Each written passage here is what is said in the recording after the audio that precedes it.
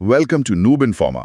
आज हम बात कर रहे हैं एक बड़े सवाल पर, रूस बनाम अमेरिका। असली सुपर पावर कौन?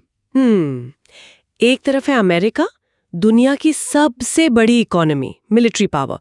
दूसरी तरफ रूस, जिसने नेटो और यूरोप को सीधा चैलेंज दिया है। हाँ, और ये सवाल ऐसा है ना जिसका जवाब कोई सीधा साधा है नहीं। हमारे पास जो जानकारी है, जो सोर्सेज हैं, वो कई एंगल देखते हैं। पुरानी बातें, मतलब इतिहास। हाँ, इतिहास। मिलिट्री ताकत, पैसा माने इकोनॉमी, दुनिया पर किसका कितना असर है, टेक्नोलॉजी में कौन आगे है, और हाँ, ये जो यूक्रेन में चल रहा है उसके क्या नतीजे निकल रहे हैं। तो कोशिश यही रहेगी आज कि इन सब पहलुओं को सामने रखें, समझें कि दुनिया में पावर का बैलेंस अभी कैसा है और आगे क्या हो सकता है। बिल्कुल। चलिए शुरू करते हैं थोड़ा पीछे से, इतिहास से। शीत युद्ध के बाद दुनिया काफी बदली थी। हाँ, वो 1991 में जब सोवियत यूनियन टूटा तो अमेरिका अकेला सुपर पावर जैसा बन गया। हाँ, यूनिपोलर वर्ल्ड जिसे कहते हैं। बिल्कुल। पर ये हमेशा ऐसा नहीं रहा। 2000 के बाद, पुतिन के आने के बाद से रूस ने धीरे धीरे अपनी ताकत वापस पानी शुरू की, अपना असर बढ़ाया। और वहीं से आज के इस तनाव की नींव पड़ी, कह सकते हैं। कह सकते हैं। तो अब आते हैं सीधी तुलना पर, मिलिट्री पावर। यहाँ आंकड़े काफी गैप दिखाते हैं। अमेरिका का डिफेंस बजट कितना है? 877 बिलियन। हाँ, लगभग उतना ही। और रूस का करीब 109 बिलियन। बाप रे, ये तो लगभग 8 गुना ज्यादा है। और अमेरिका के तो दुनिया भर में बेस भी बहुत हैं, 800 से ज्यादा। हाँ, वो तो है। लेकिन कहानी सिर्फ इतनी नहीं है। न्यूक्लियर हथियारों को देखें तो रूस थोड़ा आगे है। अच्छा। हाँ, करीब 5889 उनके पास है, अमेरिका के पास 5244 के आसपास। और उससे भी ज्यादा जरूरी बात है उनकी हाइपरसोनिक मिसाइलें, जैसे वो जिरकॉन वाली। हाँ, सुना उनके बारे में। वो बहुत तेज है। बहुत तेज, और कहा जाता है कि अभी के मिसाइल डिफेंस सिस्टम उन्हें रोक नहीं सकते।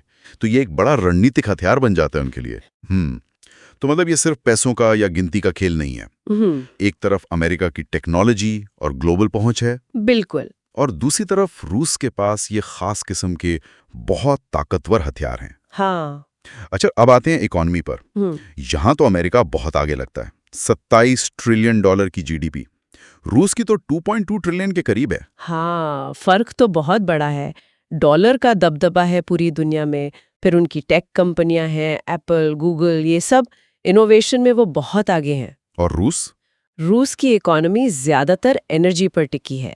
गैस, तेल, उन पे इतने सारे पश्चिमी देशों ने बैन भी लगाए हैं। हाँ, वो तो है। लेकिन इसके बावजूद रूस ने ब्रिक्स देशों के साथ और खासकर चीन के साथ अपनी इकोनॉमी को जोड़ने की काफी कोशिश की है। तो यहाँ भी अलग अलग ताकतें हैं। हाँ। अमेरिका का जोर इनोवेशन, फाइनेंशियल सिस्टम पर है। हाँ, और ग्लोबल नेटवर्क पर।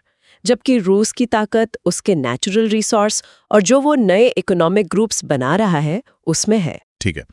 मिलिट्री और इकोनॉमी के अलावा दुनिया पर असर डालने के तरीके भी तो अलग हैं। अमेरिका की सॉफ्ट पावर, हॉलीवुड, उनकी यूनिवर्सिटीज, कल्चर। हाँ, उसका असर तो जबरदस्त है। साथ में नाटो जैसे मिलिट्री गठबंधन भी। बिल्कुल। जबकि रूस ज्यादातर हार्ड पावर इस्तेमाल करता दिखता है, मतलब सीधी मिलिट्री ताकत। हाँ, जैसे हमने जॉर्जिया में देखा, सीरिया में, और अब यूक्रेन में। और एक और चीज, रूस इंफॉर्मेशन वॉरफेयर में भी काफी एक्टिव है। मतलब गलत सूचना फैलाना, प्रोपेगेंडा करना। अच्छा, ये डिसइंफॉर्मेशन वाला एंगल। हाँ, और टेक्नोलॉजी की रेस में क्या चल रहा है वो भी बड़ा इंटरेस्टिंग है।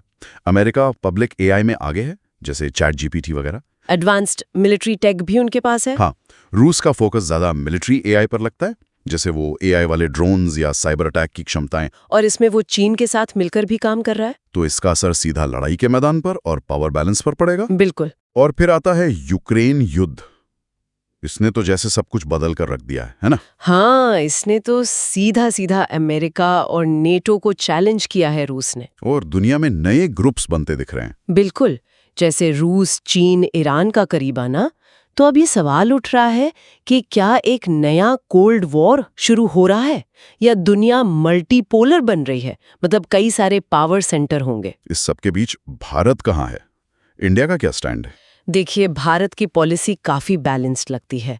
एक तरफ वो अमेरिका के साथ क्वाड में है, हाँ, वो इंडो पैसिफिक वाला ग्रुप। हाँ, तो दूसरी तरफ रूस के साथ उसके पुराने डिफेंस और एनर्जी के रिश्ते कायम हैं, जैसे अभी वो रूस से सस्ता तेल ले रहा है। मतलब अपने नेशनल इंटरेस्ट को सबसे ऊपर रख रहा है भारत। बिल्कुल यही दिख रहा है। तो क्या भारत भविष्य में एक बैलेंसर बन सकता है, मतलब दुनिया में संतुलन बनाने वाला? ब्रिक्स का मेंबर भी है, अमेरिका से दोस्ती भी पड़ रही है। इसकी संभावना तो है। भारत की लोकेशन, उसकी बढ़ती इकोनॉमी और उसकी जो स्वतंत्र विदेश नीति है, वो उसे इस बदलते हुए वर्ल्ड ऑर्डर में एक अहम खिलाड़ी बनाती है। तो आज की इस पूरी बातचीत का निचोड़ क्या निकलता है?